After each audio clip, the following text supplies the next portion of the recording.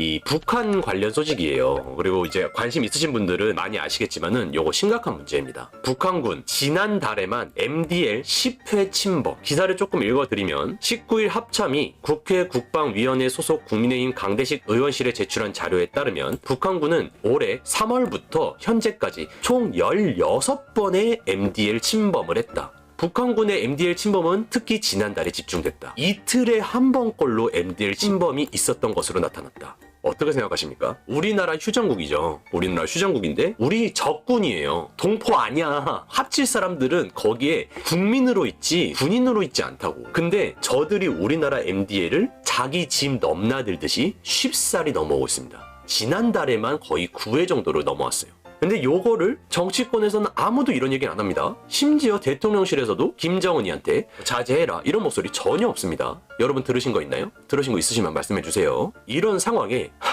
우리나라에서는 어떤 발표가 있었냐면요. 군사 분계선이 애매하면 남쪽으로 땡겨라. 합참 북에 유리하게 설정하겠다. 합참참모본부가 지난 9월 북한군의 군사 분계선 MDL이죠. 신범 판단 기준을 바꿔서 전방부대에 전파한 것으로 21일 확인됐다. 자, 유엔군 기준선을 비교해 더 남쪽을 MDL 기준으로 삼으라고 했다. 우리가 땅 따먹기를 해. 요렇게 절반이야. 여기가 북, 여기가 남한이야. 근데 여기가 좀 애매한 구간이 있어요. 200m인가 뭐 1km인가 해가지고 앞뒤로 이렇게 구간이 있어. 선이 있고. 아 그래? 그럼 기준선 그거 애매해? 그럼 이쪽을 좀 더 좁게 해. 이렇게 지금 합참에서 지시가 내려온 거예요. 합참에서 여러분. 말이 되냐고. 기가 막히고 코가 막힌 상황입니다. 일제강점기 때보다 10배 이상 학살한 자들입니다. 저들은. 그게 역사적 사실입니다. 자, 그래서 이런 상황에 여러분 대통령실의 입장도 한번 들어봐야죠. 대통령은 그러면 이걸 보고 무슨 말을 했을까요? 북한이 남한 노리냐? 아니야. 현실은 북한이 남쪽에서 공격이 올 것을 걱정하는 거다.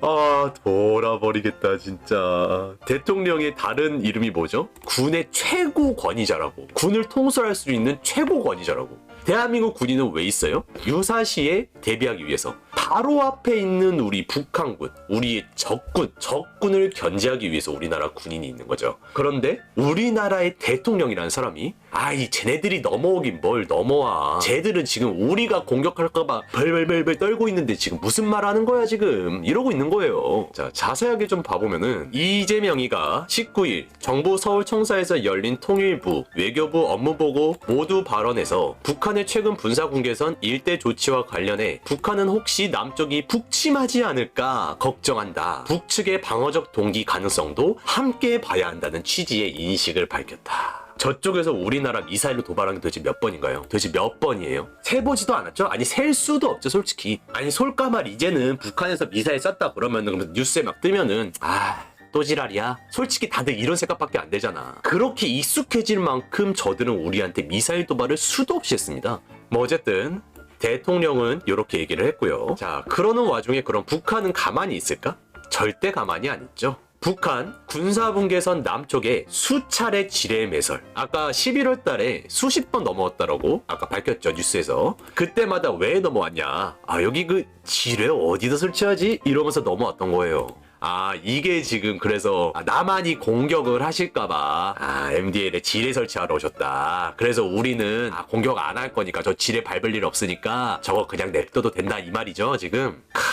대단하죠. 자, 이게 이제 출처입니다. 가짜뉴스라고 할까봐. 남북 단절 작업 과정, MDL 침범, 경고방송 사격 등 군사적 긴장 고조. 군사적 긴장 오죠 여러분. 유엔에서 정한 우리나라를 도와준 미국 그리고 유엔 여기서 정한 그 MDL을 북한군이 마음대로 넘나들고 있으니 당연히 경고해야지. 하지만 무시하고 와서 지뢰 매설 강행했습니다. 그렇게 보이는 정황이 포착이 된 거죠. 근데 그게 정황만이 아니겠죠. 솔까말 만만하게 보는 수준이 아니라 지네들 땅이라고 생각하는 것과 비슷비슷합니다. 여기까지만 말씀을 드리고 잠깐 소통으로 넘어갈게요. 북한 주민도 이 사실을 잘 아는지 BBC 뉴스 코리아에서 이런 소식이 떴습니다. 2009년 때 무려 2,914명이 탈북을 해왔는데 지금은 계속 떨어지는 추세이긴 했으나 거의 전무합니다. 그리고 코로나 때 이후로 잠시 올라온 듯 했으나 정확히 2025년이 다가오자마자 2025년부터라고 해야겠죠. 여기에 점이 여기에 찍혀 있으니까 탈북민의 수가 줄어들기 시작합니다.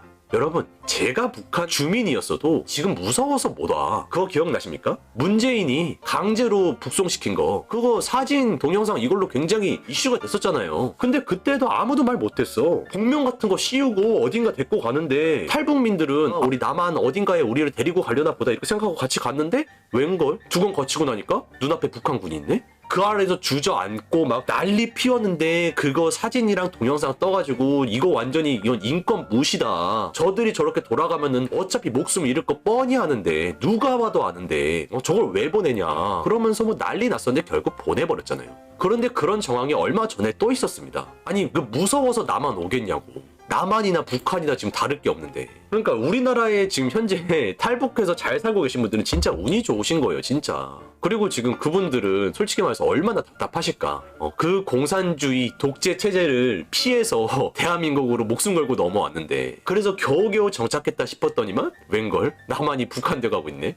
야. 이런 상황입니다, 여러분. 이거 정치 얘기 아니에요. 그냥 눈앞에 보이는 이 안보 관련된 얘기예요, 여러분. 안보가 이렇게 무너졌다라는 거는 북한한테만 좋은 일이지 우리한테 좋은 일이 아무것도 없잖아요. 자, 어쨌든 뭐 그래서 탈북민이 줄어들고 있습니다. 그래서 근데 그나마 여러분, 그나마 다행인 거는요. 유엔에서 입장이 발표됐습니다. DMZ법에 반대하는 목소리를 냈습니다. 저들이 여러분 엄청난 법들을 악법들을 굉장히 많이 뒤에서 만들어내고 있는 거 알고 계시잖아요. 근데 그 중에 하나가 DMZ법이라고 해서 이남 비무장지대 DMZ 그 구역에 대한 출입 통제 권한 요거에 대해서 또 법안을 냈나 봐요. 그래서 정점 협정에 따라 전적으로 유엔한테 있지 너희한테 있는 게 아니다. 그거를 너희가 이래라 저래라 그렇게 관여할 수는 없다. 당연한 말이죠. 우리나라는 미군과 유엔의 도움이 없었으면요. 그러면은 이미 진즉에 대한민국이란 없었을 거예요. 아니 이거 역사를 굉장히 잘못 알고 계신 분들이 좀 계시던데 미군은 우리나라와 함께 북한군과 그리고 저쪽 그 북한군이 뒤에서 손잡은 러시아 쪽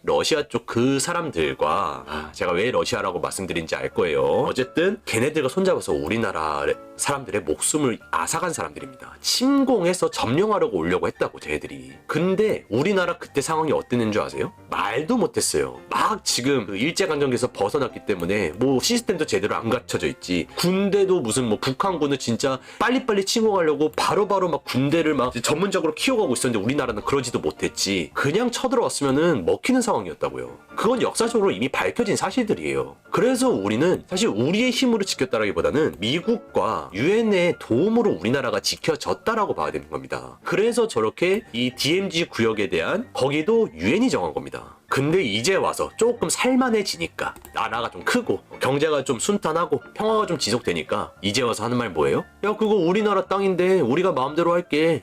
예, 까지 말라고 하고 싶네요.